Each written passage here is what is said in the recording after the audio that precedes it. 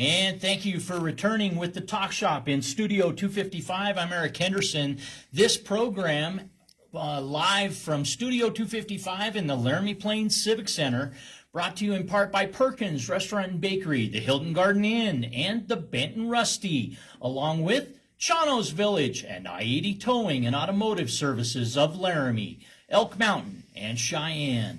And we've got Brent Bien, candidate for Wyoming governor, making Wyoming #1. You talk about restoring trust in Wyoming government. Brent, thank you for joining us this morning. This is our third of 3 segments with you today. You've got a full schedule ahead. You've got 11 to 1 today. You'll be at Bernie's restaurant in West Laramie, and the address for that, for folks that might want to join you there, 367 Snowy Range Road. That's people first stop, 11 to 1 at Bernie's Mexican Restaurant. And then in the afternoon, you'll find yourself at WyoTech, Wyoming Technical Institute, a stronghold for vocation education training in Laramie, Wyoming. Born here decades ago.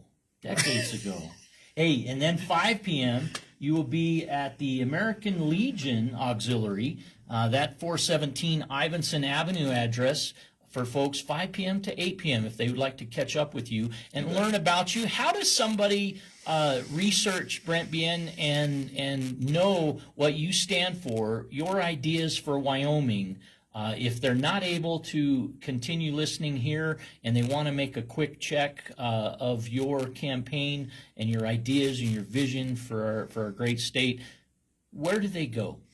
They can come to brentbien.com. That's a good website. We've got the calendar on there. We've got my platform. My resume's on there if people are interested. And, of course, they can always call 307-763-3442 and email. So if they've got something, some niche issue, whatever it is, I'm more than willing to talk through it. I always say that tomorrow starts today. That's right. And in our earlier segments, you said something that one in our audience texted into the studio and asked more about. You talk about a gross overcollection of monies in the state of Wyoming. Yeah. Talk more about that for this listener, if you would. Well, what we've seen since FY19, really, and that's been since Governor Gordon's been in there, is we've had an overcollection of roughly $9 billion. And we got to remember that this is all taxpayer revenue, and that's a lot of money.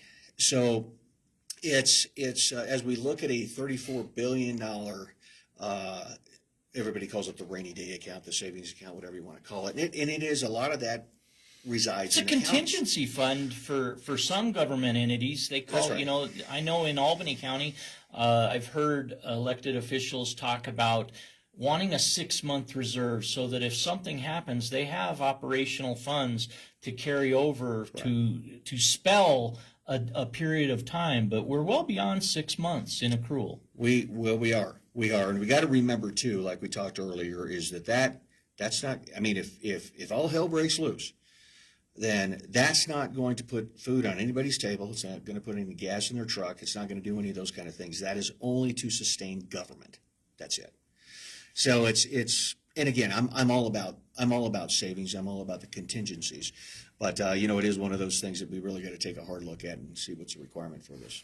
Another topic we touched on, the resources of our great state and topics of budget consideration in the Wyoming legislature. You talk about taxation and elections. Those two key areas are two you're watching with earnest in this 2026 legislative session. Talk more about that quickly. Yeah, I am. And, there's quite a few bills that are tax relief related and also for our elections. that are up there. There's two ways to go with elections. There's voter integrity. There's election integrity. I'm really pushing on the election integrity route. My biggest concern with voter integrity, and again, our Constitution already says that you have to be a U.S. citizen to vote. And right now, the issue is the proof of it all, if you are actually a citizen or not. But the one thing I will not allow in this state is digital ID. I just won't do it. And if we don't watch it with, voter integrity, is we got to make sure we don't go down that road of digital ID for everybody. I won't allow that. Very similarly fiscally with central-based digital currency, because all of your transactions are monitored. It can be adjusted based on ESG scoring, those kind of things. We won't allow that to happen. So what happens when a voter goes to the poll and they're in the voting booth and they hit enter on their ballot? It takes them, and they insert it into the counting machine or what have you, and you see the numerical indicator +1. Your vote has been registered. What's going on after that point in time where you've selected as a voter your selections, who you want in office to represent you? What's happening that concerns you about electronic voting? We don't know what happens because we haven't been able to get there yet. When I say that, there's a process to get to that point. In our statutes, Title 22, and all the clerks know this, is that there's a significant testing requirement that has to happen before the elections ever happen with our ES&S voting system. And there's serialization, there's all these kind of things, what type of ballots they're going to use, or what and how many, or those kind of things. But what we saw in 2024 is that before the primary, not a single county tested their machines correctly. And before the general, we saw that arguably one county, and it's Albany County, tested them incorrectly. Then we got 2022 data, and we saw the same thing. None of the machines were tested correctly. And we went back all the way back as far as we could go. So we even got some stuff that was still left over from 2020. Now, the counties are supposed to keep these on file for 22 months and since the last election. So we got everything we could get. Now, we didn't get this until last May. When you say we, who's we? Okay, we is this the voter initiative? It is. It's BCR Tell people voter about initiative. that who might just be joining us. Sure. So we created this PAC. BCR Voter Initiative is also referred to as Wyoming Voter Initiatives on Facebook. What's BCR stand for? BCR is rocket science for Brent, Cheryl, and Rich, and that's of course me. And it's three-party we. That's all right. Cheryl Aguirre up in Thermopolis, and then Rich Weber up in Story. So we put this PAC together, and we focus primarily on taxes and elections. So we partnered up with Cause of America with the elections, and we were able to get all this information, all this data. We actually brought in folks, forensic experts who were the nationwide experts on elections. We brought them in. They did it all pro bono. It was amazing. And one of these fellows, a guy by the name of Rick Weibel, he's the only one who's ever been given authorization to hack into ES&S and or Dominion. Now, both of those machines account for 80%. Test our system. This Weibel has been. Yeah, and he actually did it. I believe it was in front of the Pennsylvania legislature. He's been all over the nation telling everybody about these things and how susceptible they are. So he was given authority, and then within 7 minutes he broke into the system. So we know that the motherboards are made in China, okay, of ES&S. And we know that, but we're starting to find out more. I think we had, according to Tulsi Gabbard, she's our DNI, that there's other countries in play in our elections. We're not sure how much. We should at least be cautious about the possibility of that, right? We should, and so we don't know. We don't know what actually happens when you hit it. We don't know. We don't know, and it's one thing for every vote to count, but it's something completely different for every vote to count for the intended recipient, and that's what we're trying to make sure actually happens. So we don't know. I want to move to resources in the state of Wyoming. Okay. Wyoming, powerful in mining and resource. Our severance taxes fund so much in the state of Wyoming. But what about agriculture as a cornerstone of Wyoming interests? Well, I tell you, if anybody looks at our state seal, okay, those four things on there, we've got oil, we've got mining, we've got livestock, and we have grain. And, we've strayed from those. None of those are legacy. None of them. They're just as much a part of the future as they are the past. I mean, that's our backbone.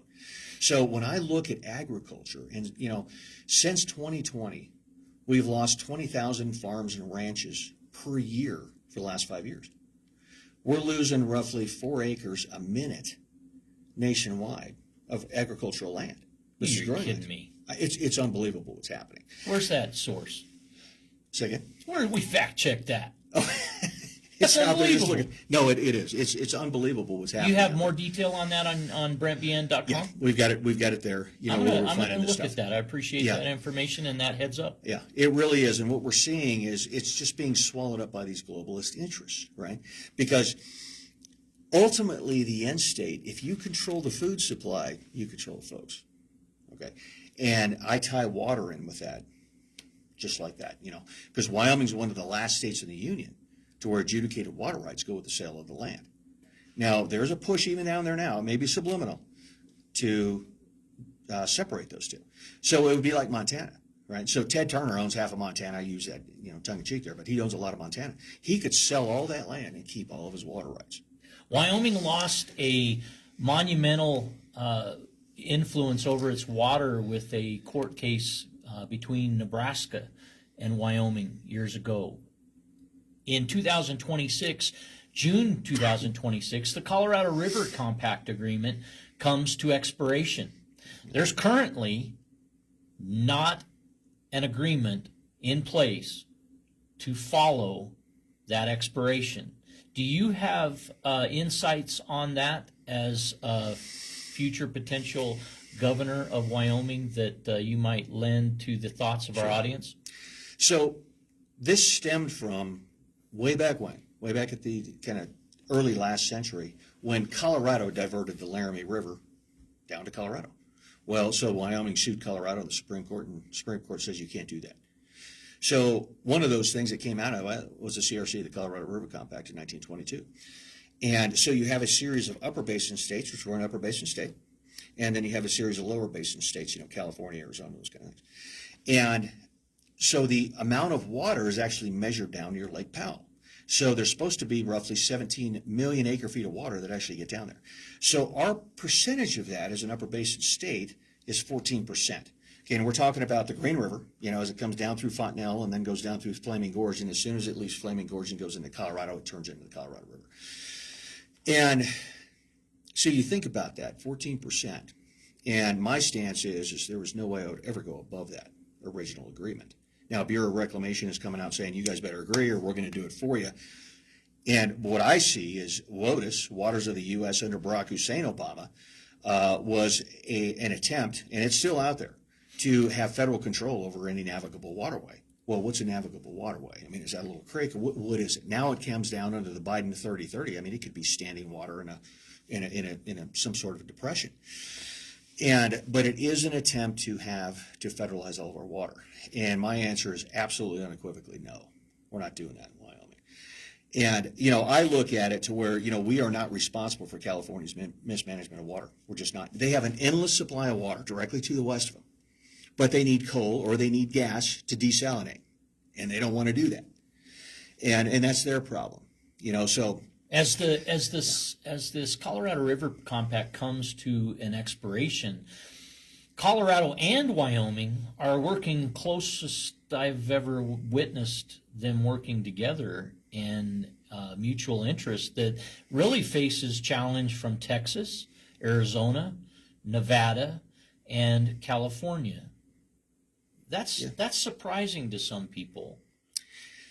Could be. I mean, Colorado is, I believe that's an upper basin state anyhow. And so there's some commonalities there. But even when you have Colorado, who might be working closely allied with Wyoming now, Wyoming's future is really tomorrow.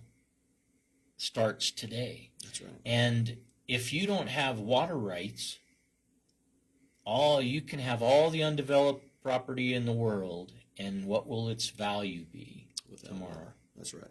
That's right. And, we're seeing, of course, it's the climate's cyclical. And we're kind of going through kind of a drier spell now. And, we see that Nebraska's calling for more, so, of course, more comes out of the Platte. We see Idaho calling more. And, when spring gets here or late summer, we see Jackson Lake, almost dried up. You know what I mean? That's kind of what it's for, these reservoirs. Glendale, we see that too, right? But it is, there's a globalist initiative out there to make water a commodity, and not kind of more of a right, the people have right to water. And so it's something we really have to pay attention to in this state. Because, we may be small in population-wise, but I tell you what, we can wield a very powerful fist on this and say, absolutely no, we're not doing that. Some say that if you want to be a millionaire in Wyoming, just dig below your feet. That's right. Well, imagine if Wyoming's ultimate solution to bringing people back to Wyoming, if keeping graduates of Wyoming in Wyoming, perhaps it's our water. And if we don't sustain the control of our water interests, what does our future hold in Wyoming? Well, that's right. And I will tell you, that's why I'm opposed to hydrogen mining, right? So what goes on here is we'll get these kind of like the pronghorn H2 up there in Converse County. Is the objective there was to dig deep wells and then pull out that water down there. Well, I mean, Newton had it right.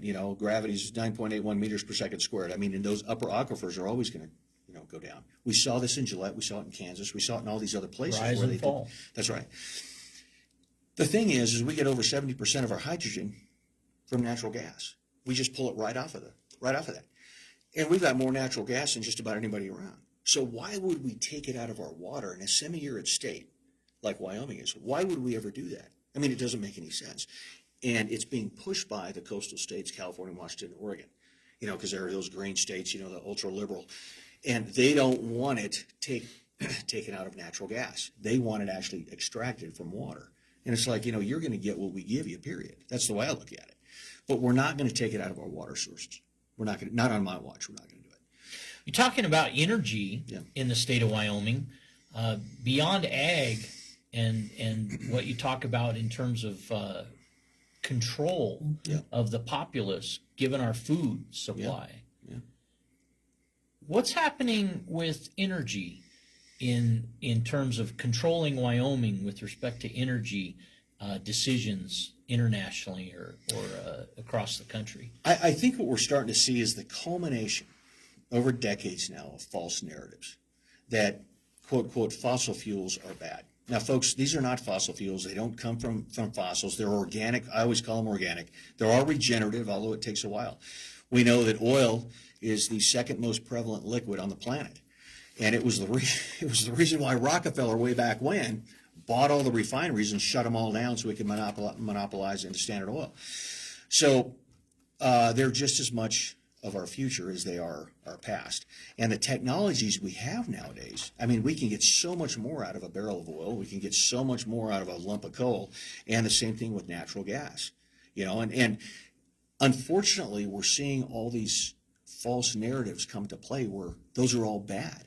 Oh, they're destroying the environment when they're not at all. I mean, we see that if anybody looks at CO2 as carbon dioxide as a part of our atmosphere, I mean, it's 0.04% of a percent, 0.04% of our atmosphere is CO2.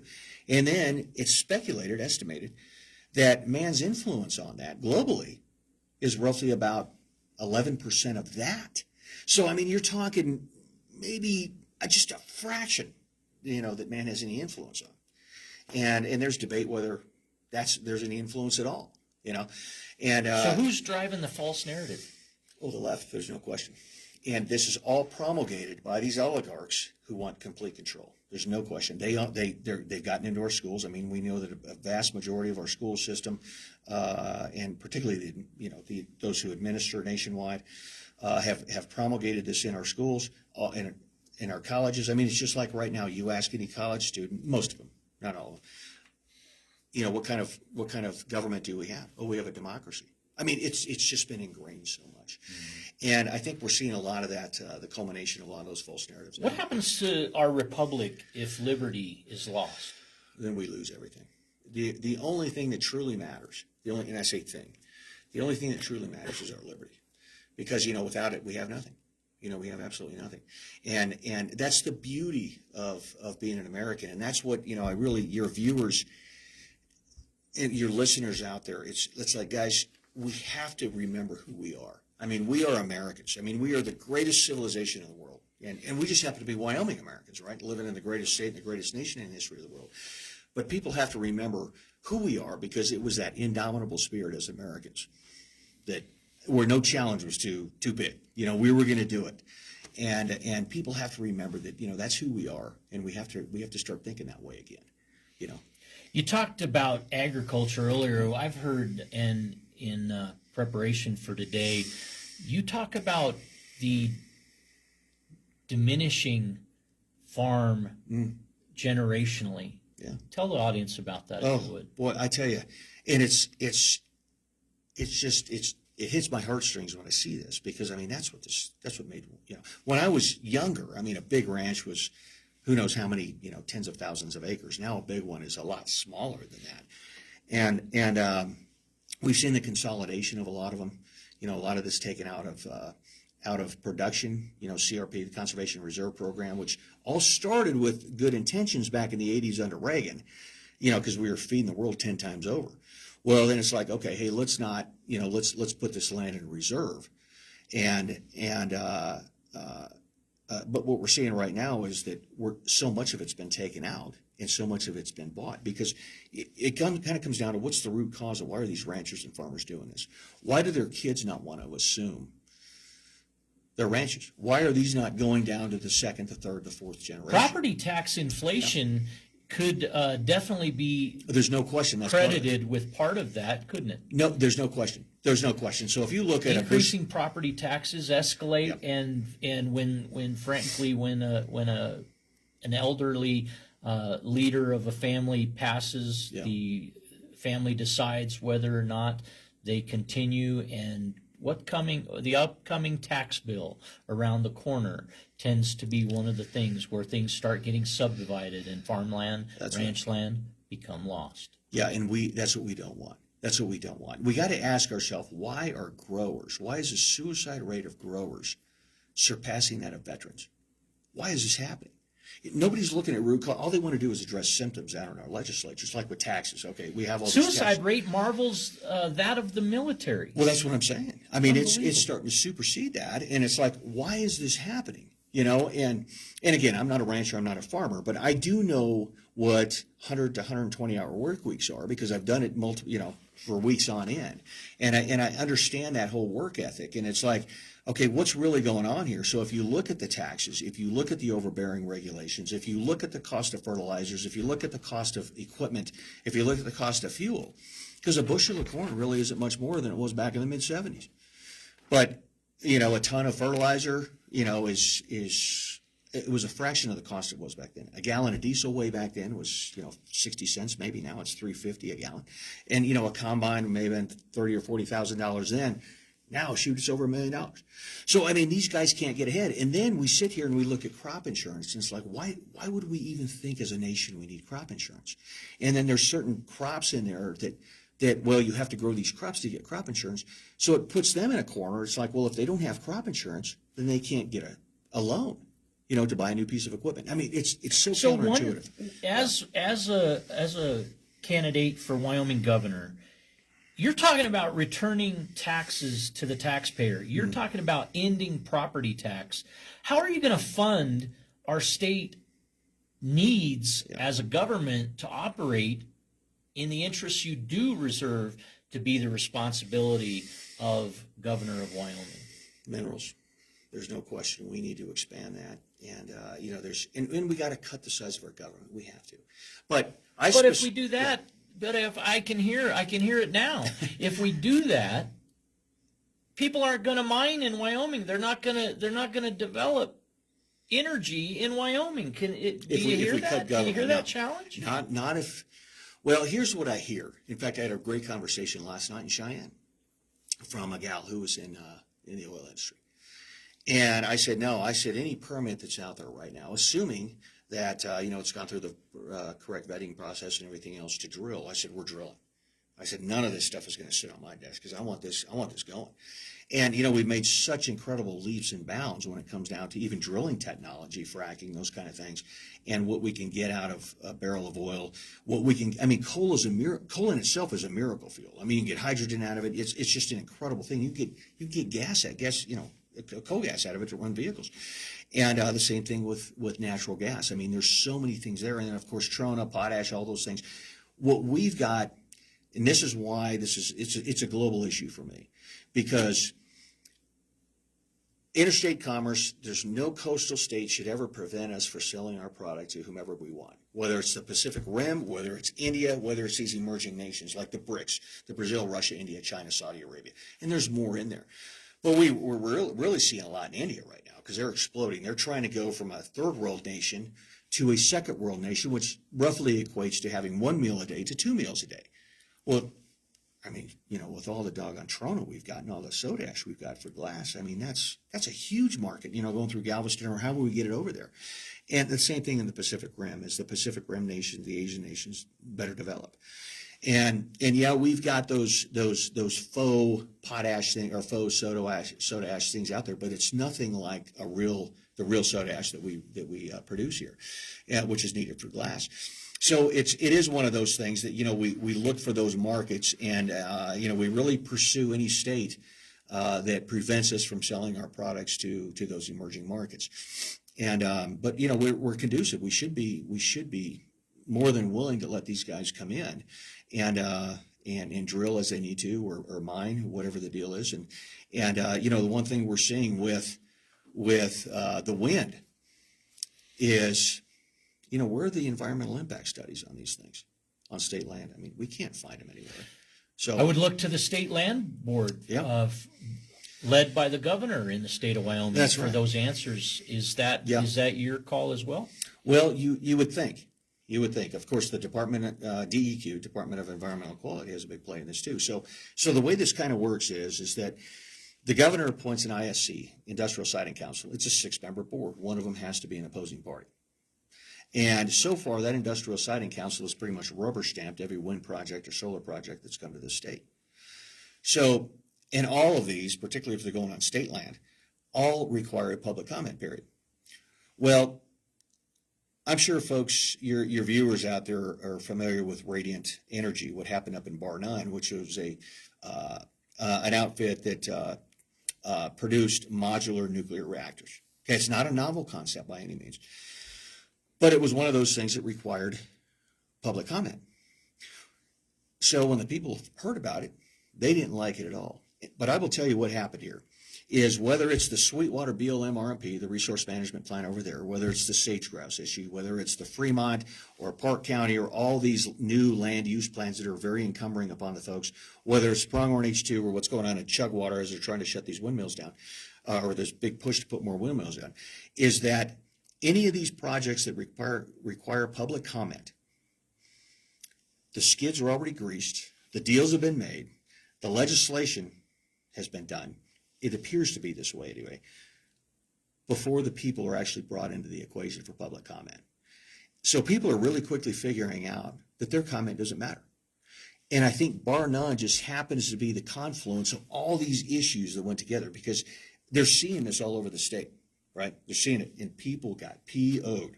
And they said, no, we don't want it here. Now, obviously, nuclear, we already have it here in Kemmerer, right, with the Natrium plant over there, the Bill Gates Natrium plant, right? It's already here. But it ultimately, this comes down to the consent of the governed, and that's what the slip's missing. Consent of the governed. If the people say no, then the people say no, period. We listen to them. And, I look at the slip and I see what's gone on and how this state's been sold out to the highest bidders. And it's really been by politicians who lack the moral courage to defend our constitutional liberties and prevent our state from corporate takeover, because we are really evolving into a corporate state here. And my answer is absolutely no. So what I want to see with these slip decisions, for future slip decisions, is those get confirmed by the legislature. At least it brings the people back in to the equation. And it's like, okay, what's gone on is completely unsatisfactory to me. I don't like it at all. People come to Wyoming to get away from windmills. We know that these windmills never generate the energy to ever cover the cost of their production, their actual construction and everything else. We know that. We know what they do to the wildlife, particularly the birds. We know how much fiberglass they shed roughly annually, which is about 137 pounds per windmill annually. We know that there's another 4,000 that are on their way to Wyoming. And just because of the wind wall, if anybody's familiar with the wind wall, and it goes all the way out to Wamsutter and everything else, there's a whole bunch of these things coming. All right. And again, the thing really comes down to what's going on state land. And my answer is no. It's no. It's like we need to put back baseload power needs to be shifted back to coal and to gas. That's what needs to happen right there. Because of what's going on with this fluctuation in our boilers in there, anybody who knows anything about metallurgy knows that really reduces the life of our boilers, and it puts a lot of pressure on our power plants that are out there, because what they're doing is they're having to compensate for the lags in solar and wind. I mean, Is solar the future of Wyoming? No. Is wind No. the future of Absolutely Wyoming? not. No. Is hydrogen power Yeah, I think hydrogen is potential very much in the future. for the future of You bet. Wyoming? And we've got a whole bunch of it here because we got so much natural gas. One audience member writes that they recall for most of their lifetime refineries burning off gas Yeah. at each location of refineries throughout Wyoming. Yeah. It'd be interesting if capture of that resource wasn't burnt into the atmosphere, but actually captured, and it could be a revenue driver for the state of Wyoming. It could. It very well could. And I think, this is what we have to do with UW engineering and some of these things over there, is let's look for those technologies, to do this, because things are so much different. I mean, technology expands so much just in the course of a year, but over the course of a generation, roughly 20 years. I mean, it's amazing what we can do now. And, so much of we're exporting 80% of our energy in this state, and it's kind of a shame to see that. And a lot of it, we're not collecting any taxes on or anything like that. So it's like, okay, what's really going on here? And, but yeah, I think, and look at our refineries. Would you suggest an increase in severance tax, or would you derive revenue from the industries that you've mentioned in other ways? Well, it comes down to a couple of things, because we know that these industries, any raise in tax that they may receive, all gets passed off to the consumer. Right. I mean, these guys are in for a profit margin, obviously, and that's what free market capitalism is about. But we got to make sure that does not adversely affect the taxpayer. Most of these resources are not end user necessarily for Wyoming. They're end used by California or larger states across the country. That's right. And with the carbon capture that we're doing right now, we know that if it was profitable by the energy companies, that the taxpayer wouldn't be footing the bill on this stuff. Well, we're footing the bill on all this carbon capture stuff, so we know they know it's not profitable.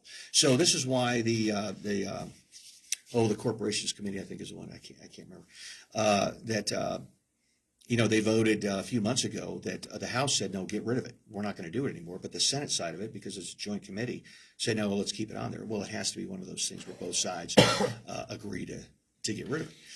In Albany County, I recall in the last 12 months, there seemed to be a a sigh of relief in that the monies derived from wind development in our Albany County were somehow saving the county in terms of government operations, and therefore the citizens of Albany County, that it was generating tax monies that was going to provide a future for our county. But that's a short vision, in that you get that one time. You don't get that ongoing development monies, correct? That's correct. And I think what we'll see No here, severance, no severance tax that's for right. the siting that blocks your view of the mountains or extracts the tourism industry from Wyoming That's right. right from under its feet. That's right. The view sheds we have in Wyoming are unmatched anywhere in the world. I mean, I truly believe that, and I've been around so much of the world. And obviously there's some bias there, but it is an absolutely beautiful state. I mean, it's just, and I'm so glad we don't live in Nebraska for as much as I run around the state. But it's the Inflation Reduction Act, all that funding is going to end in October. Right? So I think this is one reason why we're seeing all these green energy companies wanting to throw everything at the wall to see what sticks, right? Because once that's gone, it's gone. A lot of these subsidies, because it's all taxpayer money. Everybody says, well, it's, some people may say it's federal money, it's grant money, whatever it is, but it's all taxpayer money ultimately. It just depends upon which pot it is derived. But there's an argument out there. Well, it's private property. Okay, I got it. Has it been rezoned as industrial? I mean, what's really going on here with tax collection? How come the state's not getting anything from this? What's my neighbor's influence on my property? Yeah, and that's the thing with wind, in particular with wind. There is some issues there with solar too. With these huge fields, and we know that the ground underneath the solar panels is done. When that stuff's removed off there, I mean, it's going to take generations to actually get that land going again. But here's what I'll tell folks is that I routinely ask people, who's mortgage free? A series of hands will come up on their property, right? Don't know anything. Okay. Well, who in here has title to their land? Pretty much the same hands come up. And I hate to rain on their parade, but nobody in the state of Wyoming truly owns their land. The assessor does. So it's like the most that the folks have is a warranty deed. And I always say, if you don't believe me, just don't pay your taxes for a couple of years. The doggone assessor will sell it out from underneath you. So if there's a direct impact to adjacent lands, particularly if they're private, then I have a serious problem with that. Because that is, now what about my private property rights? Well, what about my private property rights? Those kind of things. So, I think that's one thing that, we need to take a real good look at. But when I look at, no kidding, absolute property ownership, I want folks to be able to no kidding, get the title for their land, to where they truly own it, to where eminent domain is not a factor anymore, because we've gotten so liberal with eminent domain that we've given it to these, we've delegated eminent domain to a lot of these green energy companies, to where they can actually go in and, with new transmission lines, whatever, and just go right across somebody's property. And it's like, wait a second, in the Constitution says, that lies with our legislature, but it's been so watered down and delegated out. But it is, you always hear the private property issue, but, it comes down to, okay, what's truly private property in this state? I mean, we came from England for two primary reasons. One's religious liberty, and the other is private property ownership. But who really owns their property? And so I am very much for people actually having title to their property, to their land, whatever it is. Another area of health in the minds of Wyoming residents truly is health care. Yeah.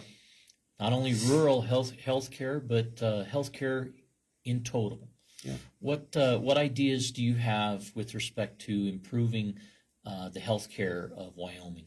Well, I think what we're seeing, and I think we're kind of on par with a lot of the national issues, but particularly for Wyoming, a lot of it's the pricing. We know that this is going through the roof. In fact, I've gotten so many calls lately about, my premiums are going up by a factor of 10. I was paying $400 a month. Now I'm going to have to pay $4,000 a month, so I'm not going to pay for insurance anymore. That's obviously a huge issue. And this all stems back from Obamacare. This is the government meddling into something they should never have been meddling in the first place. And then, of course, access, and then those specialized cares, right? So I think a lot of people understand when you come to Wyoming, we got 6 people per square mile in Wyoming. Right? That's what makes us so great. 2 people per square mile is a frontier. So, we're not that far off, right? So, there's a certain level of expectance that folks, should probably have depending upon where they're going to move to Wyoming. But also, when I see these hospitals being built around the state, whether it's in Pinedale, whether it's in Riverton, whatever the deal is. And it's like, wait a minute, we build this huge facility out of taxpayer money, but we can't staff it. We don't have the people here to do it. For the cost of building these, it's like, well, shoot, we could have given them Blue Cross Blue Shield Wyoming and flown them to Salt Lake or to Denver or whatever the deal is, or to Billings. So the other thing I'm seeing too is that when a doctor makes a decision on the treatment for a patient or whatever's going on out there, that some board or of bureaucrats, whatever it is actually adjudicating that decision. So it's like, hold on a second, this doctor, maybe nurses, also nurses, make this decision, but then there's some board that's saying, no, that's not the right decision. So I really think that we need to put doctors back in charge of the hospitals. We got to get rid of this middle bureaucratic mess that we've got going on here. And I think that we did apply for, a certain, and I can't remember how many millions of dollars, for rural health care, those kind of things. I do think that Wyoming is a perfect test bed in fact, before I go down there, I've met so many docs around this state, just incredible people. And I'm like, so what I've kind of said is, guys, I need to know what needs to happen here. Because in Wyoming, we can do it. We're the wealthiest state in the nation per capita, right? We've got the lowest population of any state in the nation. So it's like, why in the world can't we fix this? Why can't we do this? But I don't want any bureaucrats telling us. It comes down to the docs, and I've told so many of them, I want to put you guys in a room. I want to lock the door and take your cell phones and give me legislation on how to fix this stuff, because I want to know. But I do think we need to look by at our failure to decide our own destiny? Oh, the people do. Oh, who gains? Who gains? Oh, the insurance companies, without a doubt. I'm not sure where our insurance commissioner is with all of this. I mean, and that's the thing with the. Is that an appointed position? As far as I know, or is it a staff? I believe it's an appointed. I'll have to check on that one. Yeah. I don't know. Brent Bien, our guest here on the Talk Shop, as part of our Candidate Awareness Tour 2026. We've had the pleasure of our time today. We've got one additional text message that comes in, Brent, that they're really concerned about in Albany County, and they say throughout the country, affordable housing. What do you hear in 23 counties on affordable housing, and as a future elected representative in the gubernatorial race, what say you with respect to affordable housing ideas? First off, affordable housing is not the job of the government, period. It's not. We got to look, though, at what the root cause of this is, okay? And affordable housing is simply a symptom. So what we've got is the three top asset managers out there. We've got BlackRock, Vanguard, State Street, and there's several right behind them. Those three right there pretty much control about 20 to 25% of the global economy, which is roughly about $360 trillion.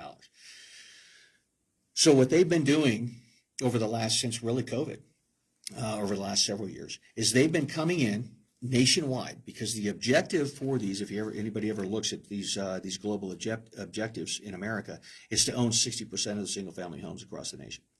So what they do is they come in cash plus 30%. So if you're a seller, holy mackerel, that's a great deal. Cash plus 30%. If you're somebody like me who wants to buy that house, I could never compete. I could never outbid that, right? So that's what they've been doing across the nation. That's what they've been doing in Wyoming. So then they get all these whole things of houses, and then they start selling them to each other at inflated prices, right? So of course the assessed value goes rent through. Escalation. Everything does. And then we're on the CAMA system, the computer assisted mass appraisal system in this state, which I want to get rid of, because potentially your property could be compared with somebody in Tennessee or whatever, right? It's like, that's not comparable. And then we have to make sure that DOR, Department of Revenue, is not in the business of manipulating fair market value. And there's just one statute we need to get rid of to do that.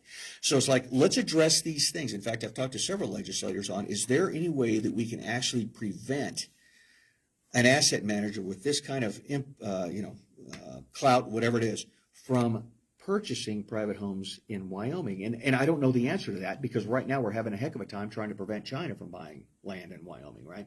So I don't know the answer to that. Do you believe in excluding some buyers from purchasing Wyoming lands? It depends who they are. Okay, if they're a direct threat to the nation, yes, I do. So that's a security interest. It is. For It is. you. It is. Okay, and therefore of our nation, therefore of our state. That's right. Okay. See, I do not, when it comes down to, I'm a big free market guy, but the government has no business in property assessment, none. But that's how it is, and we've been doing it for so long, and people think that's normal. It's like, well, that's not the way it was ever supposed to be, but that's the way it is. And if you do away with property taxes, you have no further need of that assessment, huh? Don't say that too later. But yeah, no, but I think it was funny because every once in a while I'll stop in at assessors around the state, and there's a couple of them, they're pretty good to go. And I said, guys, I'm going to make your life so much easier because I'm going to get residential property tax, and you won't have all these exemptions, that you got to. But the thing is specifically with residential, because that's really what I've been hitting on, and because I know all the growers out there, they're all talking about property tax, and I got that. But they all also live in a home, okay, and that falls under the residential. And ultimately, I do think that we can get rid of it all. But when I look at residential only comprises 3% of our annual revenue in this state. 3%. And it's like, you mean to tell me we can't get rid of residential property tax? And again, when I go back to, this is a heavy retirement state with people on fixed income. And I've heard so many stories. My husband and I built this house back in the 50s. It's been paid for Lord knows how many generations, but they can't pay the property tax. Or their Social Security is not covering, and they're having a heck of a time. They're staying in their home, one of those things, but they're having a heck of a time. And I'm like, that is not what the American dream's about at all. And they raised their family in that house. It's just so un-Wyoming. It's so un-American. And it bothers me that there's so many down in Cheyenne and across the state and across the nation that think that's acceptable. It's not acceptable to me. Brent Bien, you've been most gracious with your time here today at the Talk Shop in Studio 255 of the Laramie Plains Civic Center. You came prepared to talk about so many topics. What have we not covered that before you leave today, you want to make sure that we touch on, and closing comment is yours, sir? Well, I want people to get involved. Okay, we've got to get the word out there. I cannot harp on it enough that, at the national level, at the executive level, we have a permissive environment to get Wyoming back on track. But unfortunately, we only have a couple of years to do that. And so we need all levels, city council, county commissioners, mayors, legislators. We need those people who truly believe in the greatness of our state and the greatness of America, to get it back to what it's supposed to be. None of my policies are regressive. They're all just trying to get back to normal. And people can best determine, their goals in their life, and I want them to have that. But the only way to make a constitutional republic work is for everybody to get involved. So I really want folks out there to please spread the word out there. My campaign is not about me, it's about us, and it is all about putting the people first, and it is about making Wyoming number one, and I mean number one across the board, and everything that's good. That's what my objective is, and I will not settle for just being competitive. So I want us to be number one. So again, folks, thank you very much, Eric. Thank you so much for giving me the opportunity. And what's your website one more time? Website is brentbn.com, or phone numbers 307-763-3442. And folks, I will tell you right now is that this is an absolute grassroots across the state campaign. It's just amazing to what I've seen, what I've witnessed. I've never even heard of things like this, but that's what's taken off across the state. And I will tell you that as much as I hate asking for it, folks, I can use as much money as folks can spare, whether it's $5 or whatever it is. But we need a lot of it to get out there. But anyway. Listen to exactly how Brent Bien is one of us at Bernie's restaurant in West Laramie. That opportunity 11 to 1 today in West Side, and then the afternoon he will pass through the Wyotech campus, and then by 5 o'clock till 8 o'clock you'll find him at the American Legion, 417 Ivanson Avenue, right here in Laramie. A full day for Brent Bien, candidate for Wyoming governor. We appreciate you joining us, sir. Thank you, Eric.